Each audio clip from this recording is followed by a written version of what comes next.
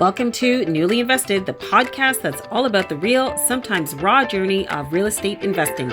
I'm your host, Judith Tait, bringing you conversations from the trenches of the investment landscape where we celebrate victories, learn from setbacks, and unlock the secrets to successful property investing. Whether you're a novice investor seeking tips and guidance or a seasoned pro eager to share your story, you've come to the right place. Let's get started and delve into the exciting world of real estate investing. Hello, everyone. Welcome to another enlightening episode of Newly Invested. I'm your host, Judith Tait. Newly Invested is a podcast about the real and sometimes a raw journey of real estate investing. I'd like to welcome my guest today, Adrian Pannozzo. Welcome, Adrian. Awesome, Judy. Thank you for having me. Yes, well, I'm so excited to have you here. So just to give everyone a bit of a background, we ran into each other at an event and I saw you and I'm thinking, I know this guy.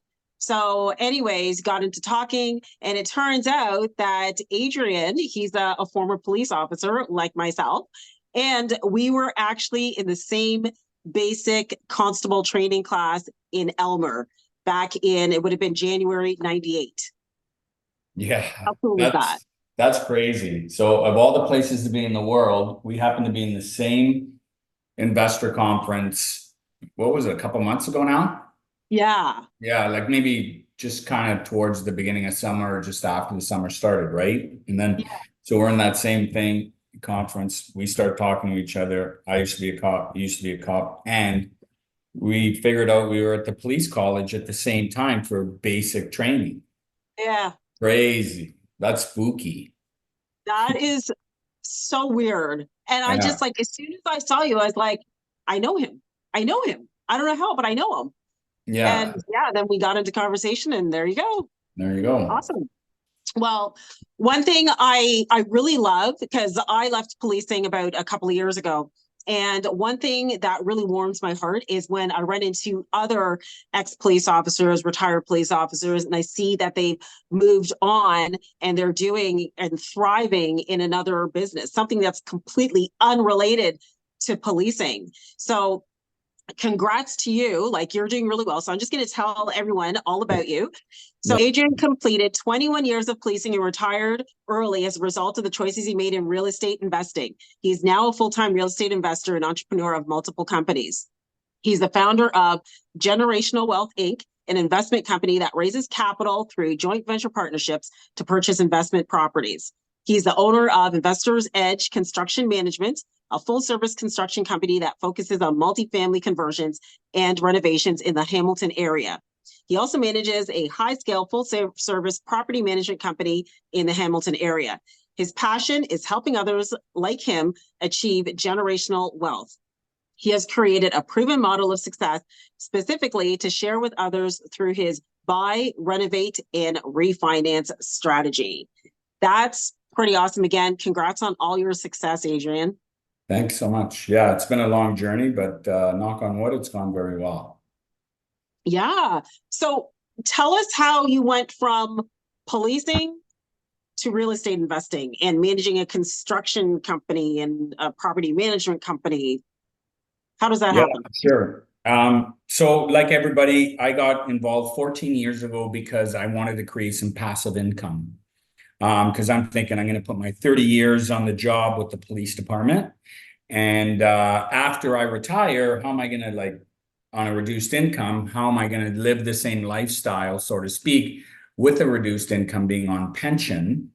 And I thought, well, if I get involved in real estate and I have maybe one, maybe two rental properties, I could subsidize the lack or the less income from positive cash flow from a couple of those properties, and as a result be okay. So I felt real estate was a secure investment.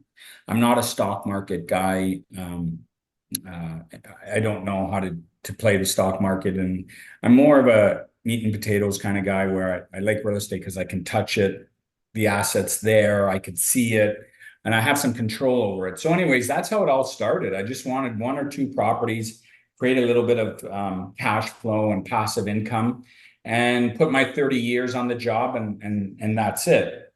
So it kind of spiraled into something that I really never dreamed that it would. But I'm living proof that if you really put your heart, your blood, your sweat, your tears, and you have a little bit of luck along the way, and you surround yourself with the right people, and consistency and persistence, and even if you fail, you get up and you keep going, and you learn from your mistakes and your failures, and you fail forward. Yeah. I'm one of those guys, living proof that it does work. It does work. Yeah. That's excellent. I love that. I love to hear that. And it's really good that you point out a lot of things there, like, you know, having that passive income or something to pad your pension, and that it's not always going to be easy. You're going to make some mistakes, you're going to fail forward. But it's so important that, you know, as long as you learn from those mistakes and don't repeat them over and over and over again, that's a good thing. So it shows that you're growing and improving.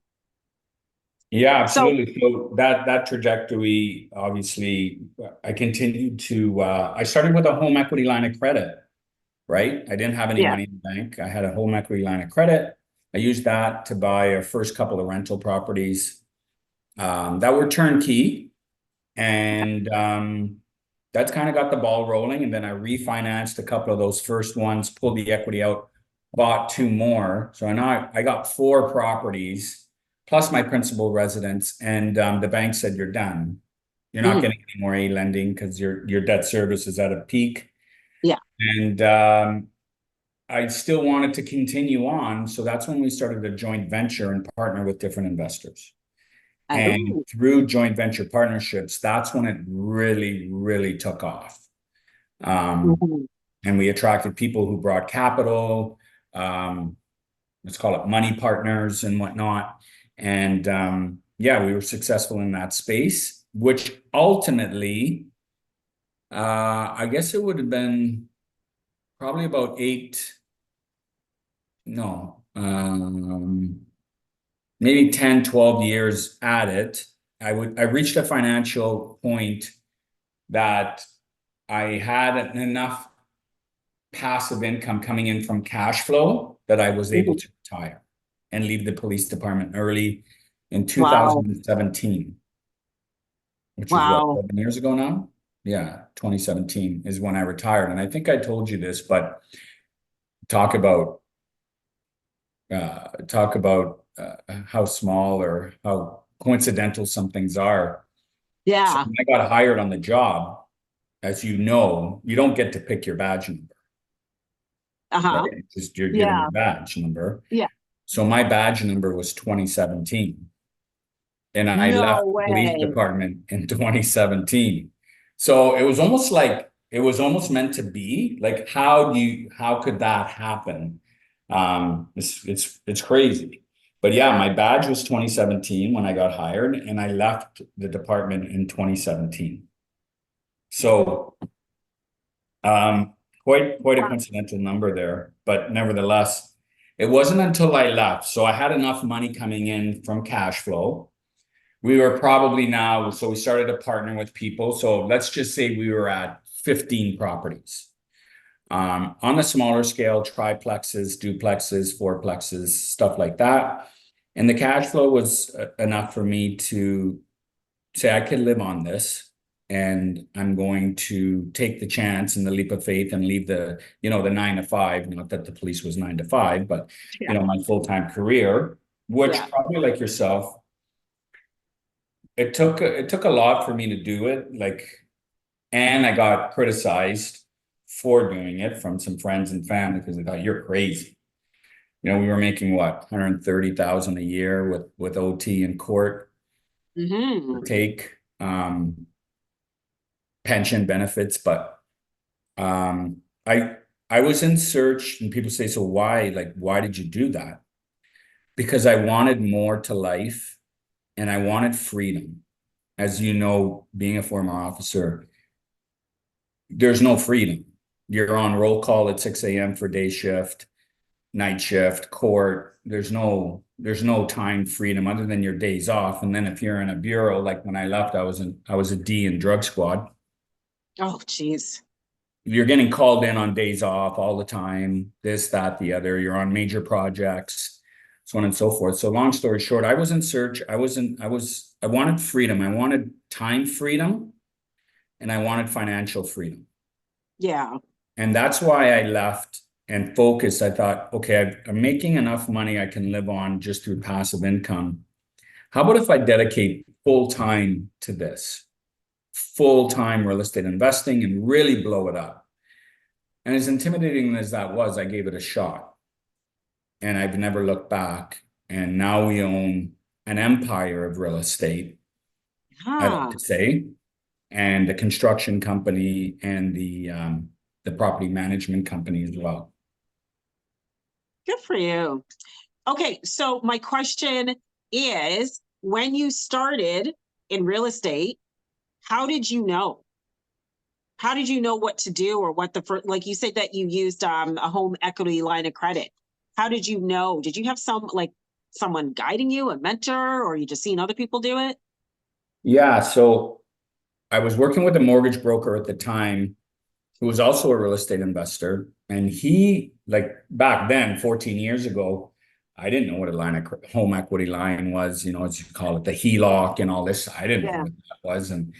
But long story short, he educated me on that and said, you have a lot of equity in your house. What are you doing with that? Like, you should put that money to work and buy some income properties. I'm like, okay, what does equity mean? And how do I do that? And what do you know what I mean? Like, I didn't know the first thing. So Yeah. nevertheless, he educated me and he said, Hamilton, most of our acquisitions are in the West End, in Hamilton, St. Catharines, stuff like that.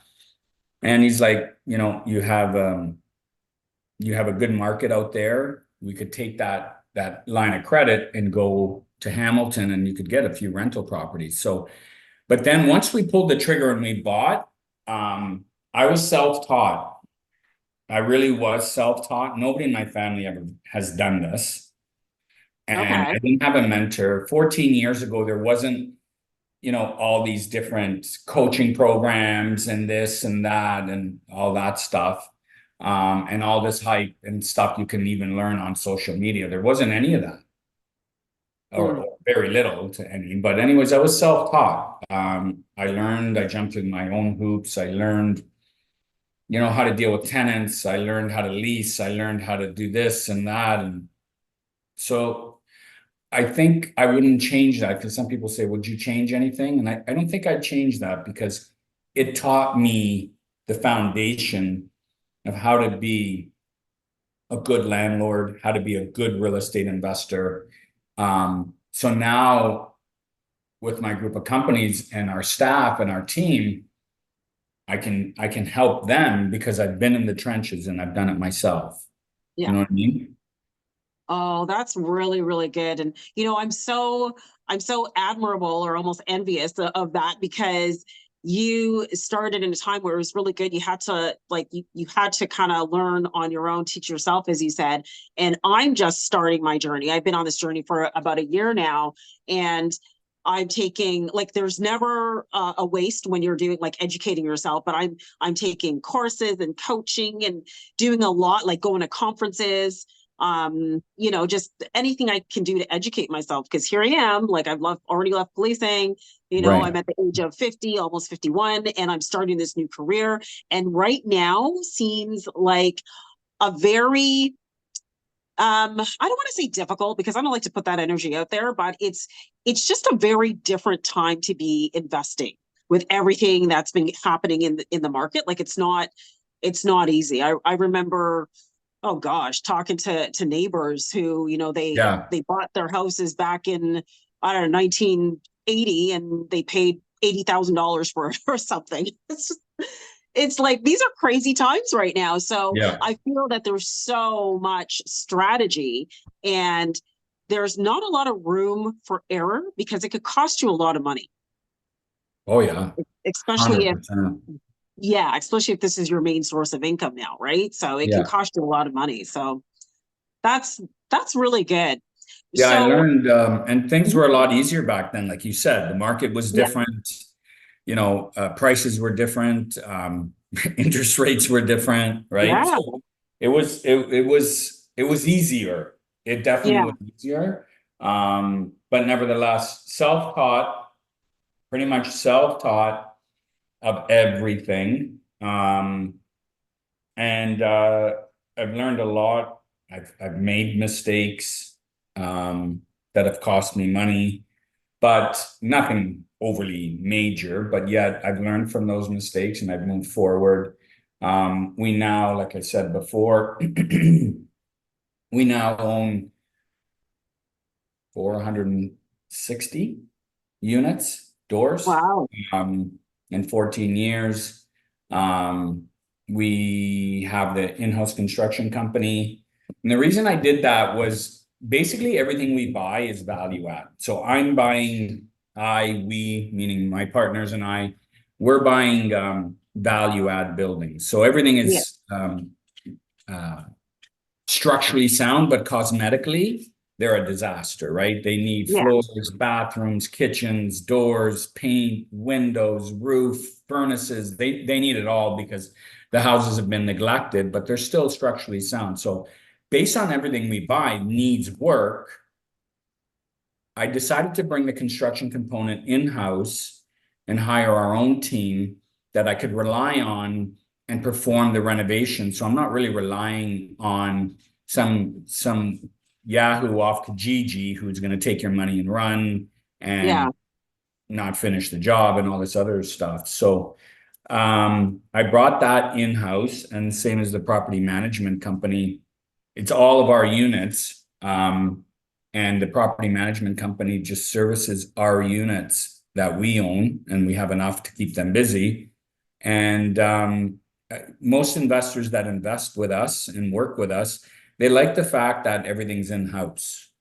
Yeah. They're just dealing That's with good. me, and they know it's our construction, our property management, so on and so forth. And it gives them peace of mind that, oh shit, like they got a very tight knit operation there from step 1 to step 10.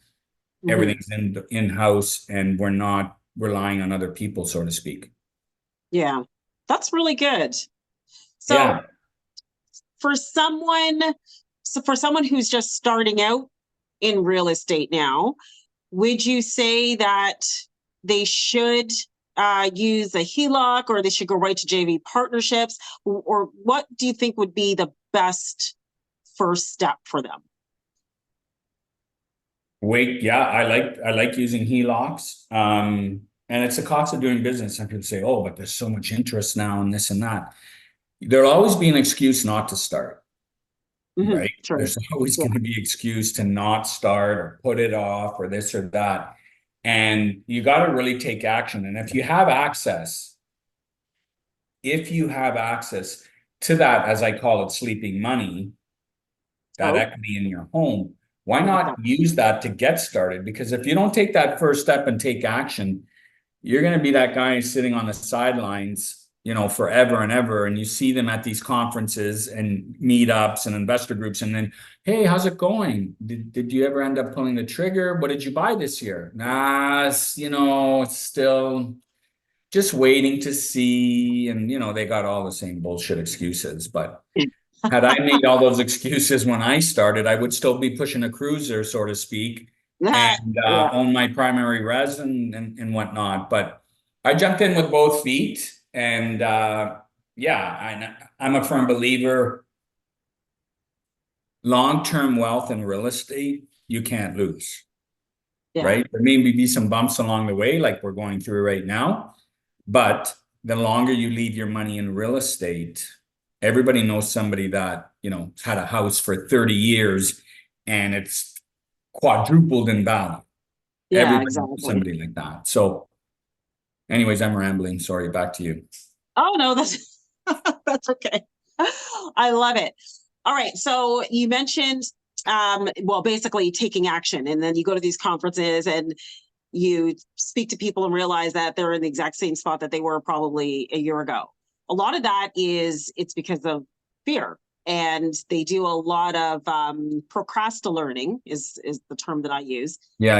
Um, what do you think people need to do to move out of that space of fear and into action?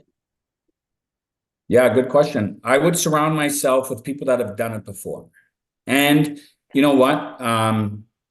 Maybe for that level of comfort, you partner with a professional who's done it before and has a track record and has a professional company and whatnot, and can hold your hand and basically does everything, and you can be a sponge and learn off of them, right? Like there's always an opportunity there. And some people say, well, because in every JV, for example, there's a money partner, there's a sweat equity partner.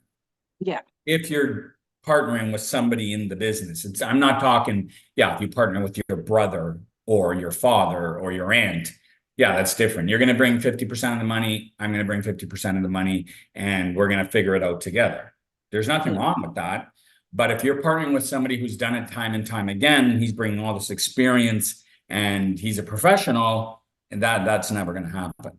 You're going to bring the money, you're going to learn, he's going to execute, and then you're going to have a split of ownership on that property. 60-40, 50-50, whatever. So you have to get accustomed to, you're going to give up some equity, maybe your first rodeo, maybe your second, but you're going to learn. And that learning can save you a lot of time and a lot of money in mistakes. Yeah. A lot of money in mistakes, and have that security that, okay, this guy's done 400 some odd units, thinking he knows what he's doing and can steer us in the right direction and help us, and make sure our investment is secure and we're making the right decision, right? So it's up to you, or roll the dice on your own. I started on my own, it's really a preference. But for those people who are like you said, procrastinate learning, I would highly recommend, back to your question, I would highly recommend you surround yourself with somebody who's done it before, who can watch over you, who can steer the project in the right direction, know what to do in this situation or that situation or whatever. Right there alone, that's like, I don't know if you really can put a dollar value on that. So to speak. Regarding JV partners and equity split, you said that you may have to give up, quite a bit of equity. So what split would you recommend? Like 50-50, 60-40, 70-30? Well, we usually do, depending on the size of the acquisition, we usually do 50-50 or 60-40. So 60-40 would be in favor of the money partner. Again, are we buying a duplex? Are we buying a 20-unit building? Excuse me, the smaller the acquisition, it's typically 50-50. Oh, okay. Interesting. We do everything, find the property, run the numbers, analyze the numbers, send the numbers to you to look at. So, just depends on the size, but we're usually 50-50. And like I said, we do everything from finding the acquisition, running the numbers, analyzing the deal, the construction component, the property management component. Essentially, we typically work with people who want to remain passive. They don't want the tenants, they don't want the toilets and everything in between. They want to continue with their lifestyle. They don't want their life to change. They still want to take Johnny to soccer and Susie to ballet and all that stuff, and really not have to worry about anything other than, let's get some good returns on our capital. Yeah. That's on a professional level. But then you also have the friends and family. Hey, me and my bro, or me and my sister, or me and my aunt and uncle, we're going to do something together. There's nothing wrong with that too. Just make sure somebody knows what they're doing. Again, save you a ton of time and a ton of money and potential mistakes. That's all. And what kind of structures are in place to protect both parties, both sides, the money partner and the sweat equity partner, or the working partner? Yeah, good question. So and it's very common, but anyways, we have a joint venture agreement that's drawn up by our lawyer. Let's say it was you, for example, you get a copy, you take it to your lawyer. Your lawyer reviews it. So both lawyers sign off on it. We're signing, you're signing, everything's in there. It's typically like a 25, 30-page document. Everything's in there as far as who does what, who's responsible for what what happens if we fall out of love and this and that? What happens if I should die in our Oh, partnership? good. What happens to the property? What happens to my shares? So it covers everything off. So you really need a strong contract, Mm-hmm. right? For Okay. this partnership. And this is only if you want to continue on. Maybe you're okay with one rental property or two. No problem. There's nothing wrong with that. But if you're looking to continue to grow and maybe have, more than 4, more than 8 properties, maybe potentially growing into a business, so to speak, or leaving the 9 to 5 to do this, you're going to sooner or later, the bank's going to tell you no more. Yeah. The residential side, right? Residential is up to 4 units. 4 units and under. 4 units and under is residential mortgage. 5 units and above is a commercial mortgage. Yeah. By the way, commercial lending is much, much better, much, much easier. But anyhow, sooner or later on the residential side, and I say residential because most people start with your duplex or your triplex. Not a lot of people start by buying a 30-unit apartment building. They start playing in the smaller space that requires less capital. Yeah. So True. when you run out of that leverage and the bank's money to leverage to buy more and more properties, leverage joint venture partnerships where Mm-hmm. you can get together with somebody else and now qualify for more loans, increasing Yes. the portfolio. Because without it, sooner or later, like I said, bank's going to say, okay, Judy, you have your 3 mortgages now, and unfortunately, you're going to have to go to B lending or some other kind of alternative lending solution. But the 4 big banks aren't going to give you any more money. Yeah. The A side, on the A side. So if you leverage and you partner with people, you can continue to grow that portfolio if that interests you. That's all really I was getting at. Don't just stop because the bank says, Judy, you're done. We're not giving you any Yeah. more money. Yeah. Unless you really want to stop. But if there's still some Yeah. desire to keep going, joint venture partnerships is a way to keep going. That's where I was Yeah. going. That's actually really good. I love that you made that point because it can get really discouraging when you're out there trying to apply for mortgages or, anything. And then your debt service ratio is too high because you've got all these properties in your name. And it's really important to know that there's always a way. So you mentioned A lenders, B lenders. Do you want to go through the different types of lenders? Like what are they exactly? So your A lender is, your normal mortgage that everybody gets when they buy their house that they qualify for or rental property.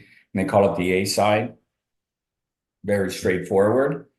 Scotia, Royal, TD, your top 4 or 5 big banks. B lending is for people that are more of risk, meaning maybe they have a lower credit score or maybe they already have X amount of mortgages and the 5 banks have said no. So now they go to the B side, and all the B side is they will take some more risk with you, but that interest rate is jacked up. Oh, Simple. okay. So you're going to have, instead of paying 5% interest, the B side, you're probably 8.5. Oh, okay. So, they'll be more risk adverse to lend you the money, but you're going to pay more interest on it. That's essentially the B side.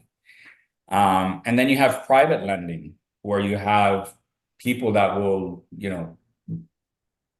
give you private mortgages, but now you're talking 12, 14% interest. Yeah. Oh, yeah. So those are typically the 3. I've transitioned into more the commercial apartment building space just because with today's interest rates, it's so hard right now to get that duplex and triplex to cash flow the way it used to before rates went to north of 6%. Yeah. So see, the commercial lending platform, apartment building platform, and again, apartment building, we can call a 6 unit an apartment building. Yeah. It's much, much cheaper. Right now, their interest rates are around 4%, as opposed to 6% on the res side. And on a commercial apartment building mortgage, you can get a 95% loan to value. You can get a 50-year amortization through CMHC financing. Those incentives and programs are not available on your duplex and your triplex. You can't. They're just not in existence. So the lending for commercial is much easier, much better than residential. That's why I shifted to that space. Oh, okay. So that's actually what I was going to ask you about next. So with CMHC, the 50-year amortization and the 95% loan to value, is that just their regular program, or are you talking about the MLI Select program? Yeah, that would be the MLI. Yeah. Okay. Yeah. So I know they made some recent changes to that. What are your thoughts? And from what I understand, what the changes are, like you can only you'll get maximum points if you go more the affordability route, because there's the 3 different types. There's affordability, there's environmental, and then there's There's affordability, accessibility. Yes, that's right. Energy efficiency. Yes. Okay. So now it looks like with the new program, they're pushing people more towards the affordability part of it. But the thing is, what I don't like about that is you're stuck in that program for 10 years and you can't raise the rents. Correct. Yeah. You have to have a certain percentage. You have to have a certain percentage, and don't ask me what it is, I don't know offhand, but you have to have a certain percentage of the building at affordable rents. Yes. I want to say it's 20 or 30% of the building has to be at affordable rents, but don't quote me on that. The main point I wanted to get out to the audience is apartment building mortgages are easier and more attractive and better terms than your duplex mortgage. That's the meat and potatoes, what I wanted to get out there to the audience. And if people needed some more information on that, glad to help them with that. Yeah. But that's why I transitioned, really, because the numbers don't work anywhere as good as they used to on the small stuff anymore. We can actually cash flow nicely on the bigger stuff, and it could be as small as 6 units, as big as 100-unit building. Yeah. And everything in between. So that's what we're focused on now. The model's still the same: buy, renovate, refinance, rent. Still the same. But you're just dealing with more units all in one building, as opposed to triplex here, triplex there, fourplex on that street, duplex on that street, and on and on and on. So that's all I really wanted to touch on there. Now, regarding the like commercial properties, or anywhere from like five units and up, you need more capital for those buildings, for those type of properties. Whereas like with a duplex and triplex, you don't need as much. And, you know, many people with a decent income can afford a couple of duplexes and triplexes. But now here we are, we want to buy a 10-unit building. How do people go about getting that money and raising that capital? Yeah, good question. So again, it just depends on your circle. It depends on your contacts. Who do you know? There's no magic trick. You got to put yourself out there. And this is where I say, even working with a professional, like, remember, you're going to be asking people for money to do this, right? So it's the same way if I was asking you for money. Okay. Yeah. So you want us to invest with you? Sure. Okay. Have you done this before? Yeah, about 50 different times. Oh, okay. Do you own any apartment buildings? Oh, quite a few. We have 460 some odd doors. Oh, okay. How long you been doing this? 14 years. But now imagine you have all those questions and the person's like, well, no, but I've read a lot of books. Oh, okay. And I go to a lot of investor meetups too. I do that quite a bit. I learn a lot. I just listen to them and yeah, but have you done this before? No. Okay. How many apartment buildings do you own? None, but I want to own a lot. Oh, okay. So this is what I mean. Like sometimes to get in the game, you got to give some stuff up and maybe some equity or whatever, or work with a professional. But I find that people that just say, I don't know. I don't know. I find those people are small thinkers. They're just like, they want it all, the piece of the pie, and then they don't end up doing anything else. Or Yeah. maybe they'll do one or two and that's it. But the people that think abundance and want more, those are the people that see the value of, someone bringing 14 years of real estate experience to the table.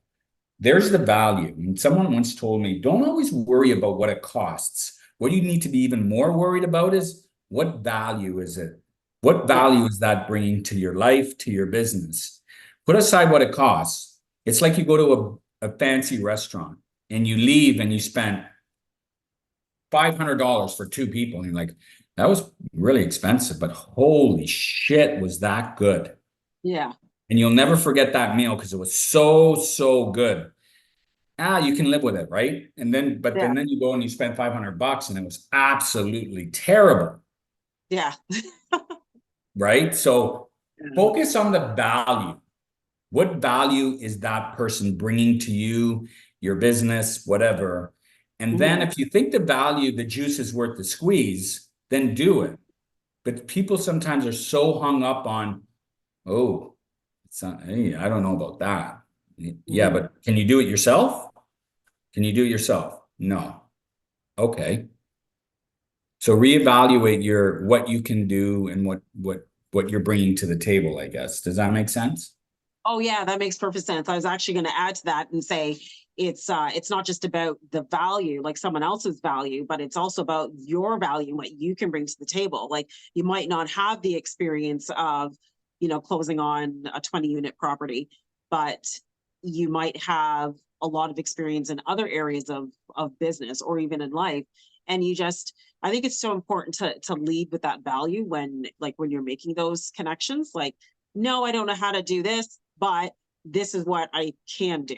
And just also having that confidence that you can do it. And also position yourself as a person that people want to work with. Like they got to see like the drive and determination. And that's a whole other topic. But yeah, you also have to bring value to the table as well. So that's important. Absolutely. Couldn't agree more. Yeah. So can you go over just a few due diligence steps that people should look at when they're buying any piece of property? If you're just getting in the game and you're buying your first, second, maybe even third property, I'd highly recommend you crossing your T's and dotting your I's as far as bringing in your home inspectors and all that stuff in relation to the property. Financing is huge. Financing is a huge piece to the puzzle. And obviously get pre-approved. Like don't go, and a lot of clients we work with, because we're also realtors and we'll set them up with the right property. Before I even show anybody a property, I'm going to get you pre-approved, because it's kind of like going, I need a new car. Okay, what kind of car do we want to buy? I'm not sure. Well, what's your budget? Are we buying a Cadillac? Are we buying a Chevrolet? Are we buying what kind of money are we talking about here to buy that new car? So same thing with the house. Before we do anything, let's get pre-approved on what you can. And then I highly recommend too, now that we're on this topic, I personally like working with mortgage brokers as opposed to going to the bank and dealing with the person at the bank.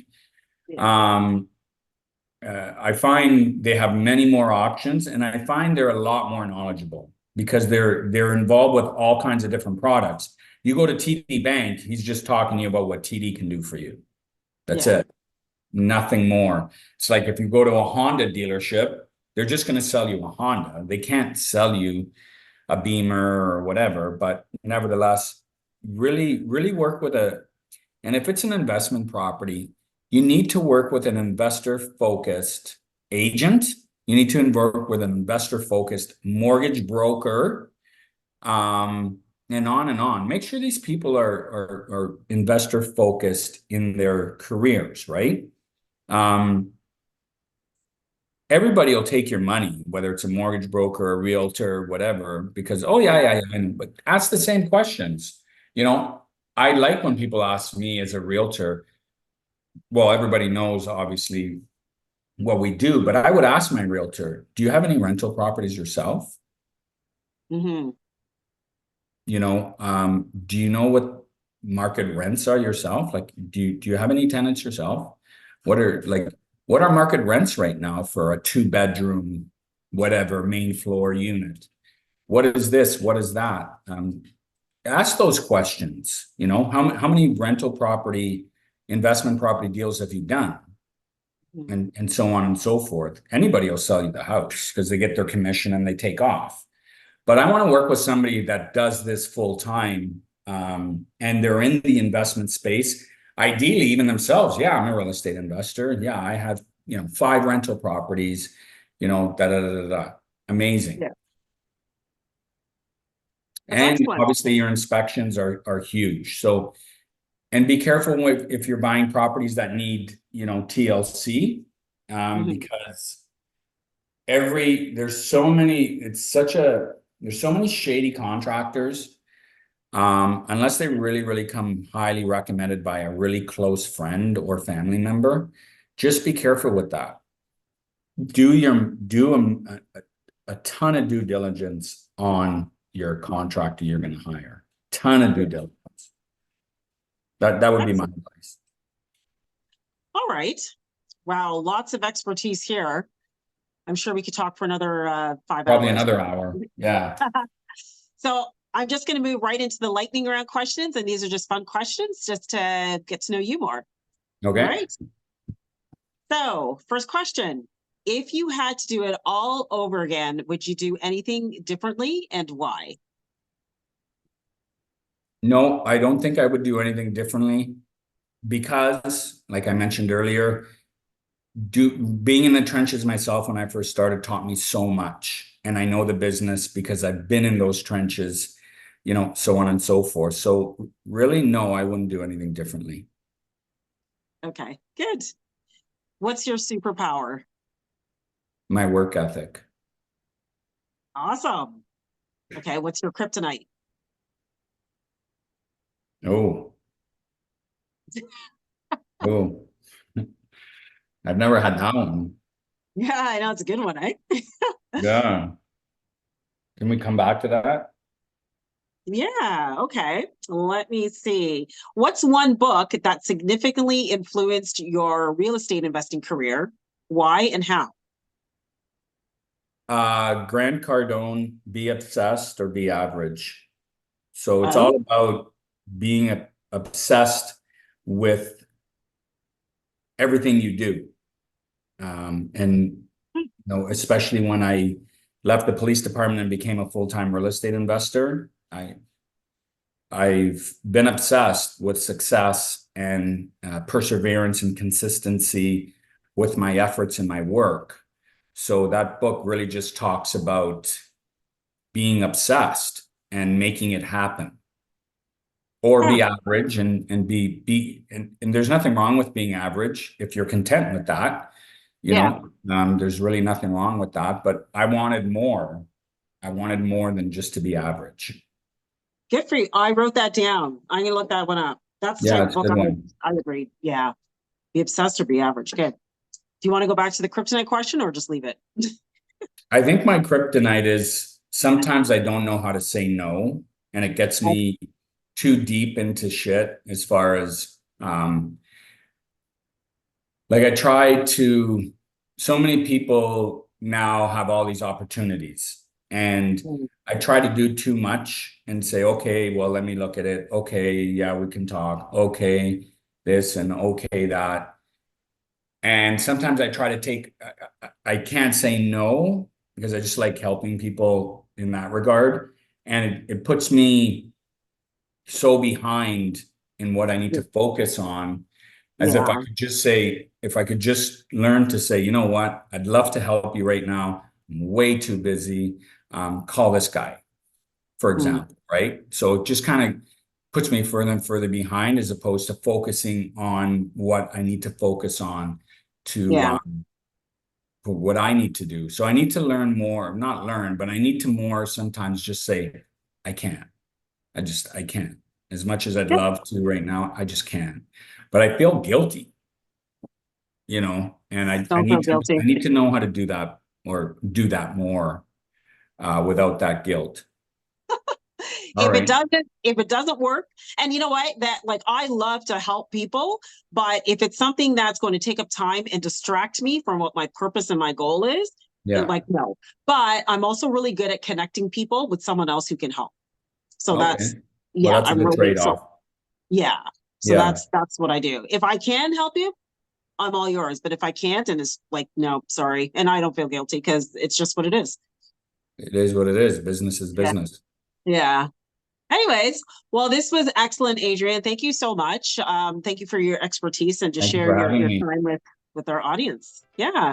And thanks to everyone for watching, and we'll see you next time on another episode of Newly Invested. Happy investing. Bye. And that brings us to the end of another enlightening episode of Newly Invested. A huge thank you to our guest and to all of you for tuning in. Remember that investing in real estate is a journey filled with highs and lows, but the key is to keep learning, keep investing, and keep growing. If you want to stay updated with our latest episodes, don't forget to like and subscribe. And if you enjoyed today's episode, we'd appreciate it if you could leave us a review. This is your host, Judith Tait, signing off, and we'll see you next time on another episode of Newly Invested. Happy investing! The views and opinions expressed are those of the host and guests and do not necessarily reflect the official policy or position of the podcast. The information shared in the podcast is for general informational purposes only and should not be considered legal, financial, or professional advice.